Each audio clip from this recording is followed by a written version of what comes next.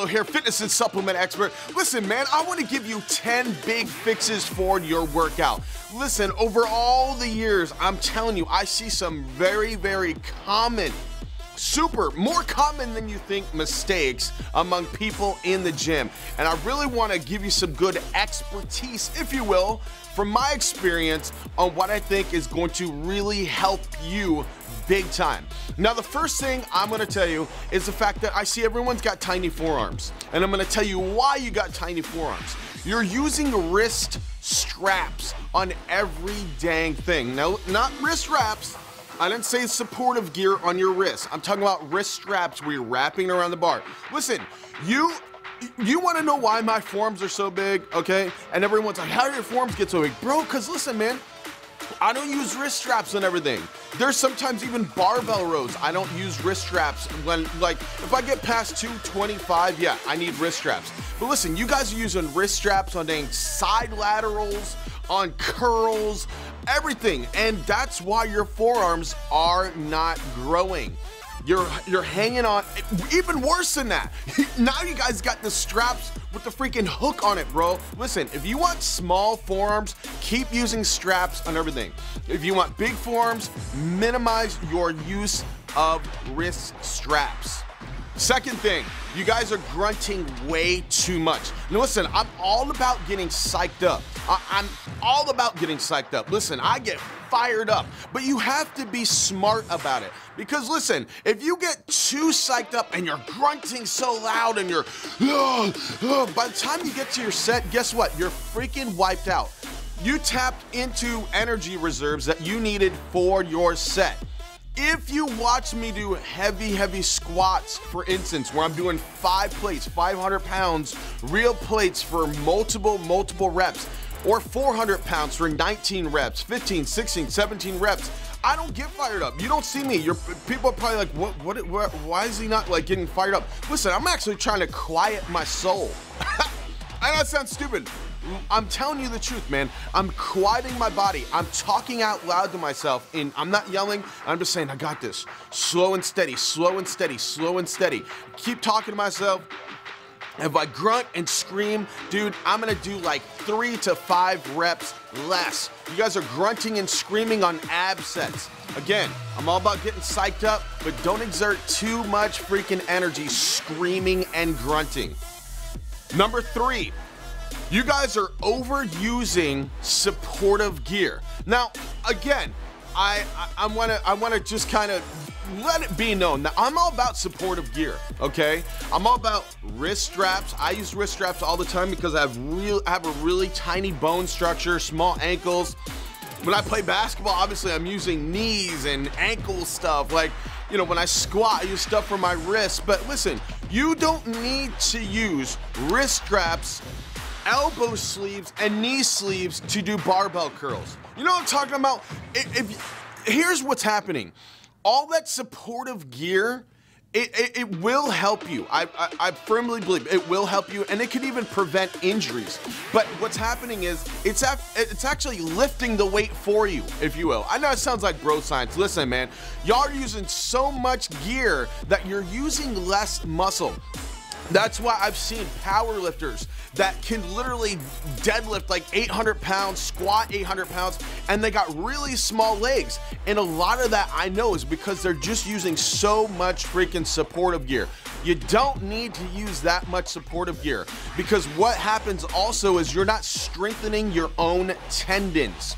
You're not strengthening your own tendons, and a lot of people are really strong and they don't have big muscles because they have strong tendons. You don't have strong tendons if you've got wraps all over your body like the human supportive gear person, okay? For even just the smallest little lifts. Man, let me stop. Number 4, I think you should watch the clock, or if you got your little phone, your stupid little phone, or a stopwatch, something. You need to make sure that you're counting how much rest you're taking in between sets. You don't gotta do it forever. But listen, start to do this, because my guess is you're probably waiting 2 to 3 minutes in between sets for something as simple as dang freaking tricep pushdowns, which don't need a lot of rest, or any little exercise. Listen, if you want to build muscle, you have to minimize your rest between sets. I hardly, unless I'm doing legs, okay? Unless I'm doing heavy legs, dude, I rest 45 seconds to a minute in between sets. I don't rest long because I'm gonna break the muscle down, You guys, I guarantee you're not doing that. I see people, man, what are you talking about? I see people in the gym, they're taking huge breaks in between sets. You're not gonna build muscle at a high level like that. Use the stopwatch for a couple weeks, get yourself and get your mind, get your mentality acclimated to resting 45 seconds to 60 seconds. Next one, number 5, you're not counting your reps. And I see a lot of people kind of like the stopwatch, man. They think they're doing 15 reps. And what's really going on is they're doing 5 reps. I'm not kidding, man. Y'all literally think you got 20 reps, 15 reps, and it happens to be, again, just 6 reps. You don't have to do it. You don't have to, like, be a rocket scientist, okay, to count your reps. It's really easy. Count them out loud. Have your training partner. If you watch a lot of my training videos, man, or if you worked out with me, I will tell my training partner, bro, I want you to count out loud for me. I want to hear it because I want to make sure I'm getting the reps I'm supposed to be getting. Number 6, breathing right on heavy sets. This is a huge problem. All the time, people grab me, hey man, can you spot me? I'll go spot them on some bench presses and they're like, oh, I'm gonna get 3. And they don't breathe right. They like breathe out on the way down, on the reverse, right? On the eccentric portion of the lift, and they collapse their lungs and then breathe out. Listen, I understand how breathing works with working out, okay? You obviously wanna breathe out. When you're going super heavy on bench presses, on deadlifts, and on squats, and on military presses, sometimes it's good to hold your breath a little bit. Now, I'm not trying to give bad advice. Of course, all the things that I tell you are strictly entertainment, educational, whatever. Listen, if you're doing 3 reps of bench press or 2 reps, you're trying to do 1 rep max, don't collapse your freaking lungs. Watch powerlifters, good powerlifters. Before they bench, they unrack, boom, press, okay? Same thing with squats. You're gonna take a huge breath, descend, go back up, and you're gonna breathe out on the way up. Very simple, man. Number 7, you need a better belt. You guys are lifting these sorry little flimsy little Reebok freaking belts. I'm all about belts, man, because your abs need something to support them. Your abs need something to push against. This is really important when you're doing Olympic lifting and powerlifting, overhead presses, and a lot of different things. Barbell rows, heavy shrugs. There's a lot of things that you really need a good belt. These little flimsy, stupid belts you guys are wearing doing 20-pound dumbbell curls. Listen, it needs to be the opposite. You need a big belt for big lifts, okay? Dang, that's a t-shirt, right? That's a t-shirt. Big belt for big lifts, baby. No? Number 8, this is my favorite bullet point. My favorite bullet point. Y'all going in the gym and spending all this time on functional exercises. And the whole workout, every workout, all y'all doing these exercises. Listen, if you are trying to build muscle, those exercises you are doing are not building muscle. They're functional, they're gonna give you a pump. Listen, battle ropes aren't gonna give you humongous delts, okay? This thing where you grab the T-bar rope and you grab one and you can only do like a certain amount of plates because if you add any more, you're gonna like crash. No, listen, man, even, and I really mean this, man, even Arnold presses, I'm sure I'll get some freaking comments on that.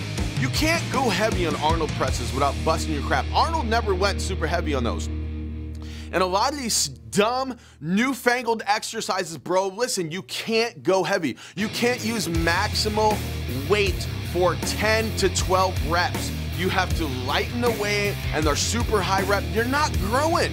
You're not growing muscle for that, I'm telling you. I stick to the stuff that I know puts the most muscle on as fast as possible. If you see me doing battle ropes, which I do battle ropes, or I do a high rep thing, it's typically a burnout set at the end of my workout for that body part.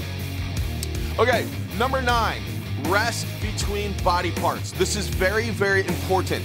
Now, I'll backpedal. I'll tell you that I said you need to rest 45 seconds to 60 seconds in between sets. But in between body parts, I'm just telling you from my experience, okay? My experience, even guys like Dorian Yates, dude, he will rest 10 minutes. 10 minutes in between body parts in a single workout. So, for instance, if you're doing back and biceps, you're gonna rest 10 minutes in between your back and bicep routine. I do chest, shoulders, triceps. Dude, I'm not gonna go chest, shoulders, triceps. No, man, I'm gonna make sure I'm pretty close to 10 minutes of rest in between those body parts because I need to rest and I need to completely rejuvenate my mind, my body, and get myself psyched up and on point for the next body part that needs to be focused on. Number 10, this is another favorite and my last bullet point for you guys. You guys need to start using dog crap training programs. Dog crap, I know it's a freaking dumb name. What that basically means is sometimes you go in there, look, man, let me just say this. You look at guys like CT Fletcher and Mike Rashid, what they're doing, dude, some of the workouts they're doing are causing major muscle growth because they're shocking their system, which really what they're doing is kind of dog crap training. They're going in there and they're like, all right, today we're gonna do 200 reps, or we're gonna do 100 reps, we're gonna do 10, and then we're gonna add 10 pounds, and then do another 10, and go up to 250, and then back down. Listen, stuff like that really works, and especially for advanced, experienced lifters. Now, if you're a beginner, dude, you're gonna be growing super quick as a beginner. But guys like me, man, we gotta throw in weird stuff, bro. That's why I made that video talking about using kind of like CrossFit methods. Well, I'll say, all right, I'm gonna do 100 reps at 900 pounds on the leg press, and I got 10 minutes to do it, or I gotta do it as fast as I can, or I'm gonna do this many reps and I'm gonna try to squeeze it in 8 minutes, or I'm gonna do 100 reps here and 20 reps. Crazy stuff like that literally shocks your system. I'm a firm believer in it. You guys, especially advanced lifters, even intermediate lifters, you guys are so rigid, dude. You gotta get a little crazy in the gym, man. Sometimes take you an extra scoop of pre-workout. I recommend Spasmatic, but take you an extra scoop, man, of pre-workout. Go in the dang gym, say, dude, today we're going nuts. I don't know, we may not even live, man, but we're gonna do something crazy and nuts. We're gonna command and force our bodies to freaking grow. There you have it, guys. Thank you so much for watching. Don't forget to subscribe. Try my new pre-workout, Spasmatic, at spasmaticpreworkout.com. Tune in next time, boy.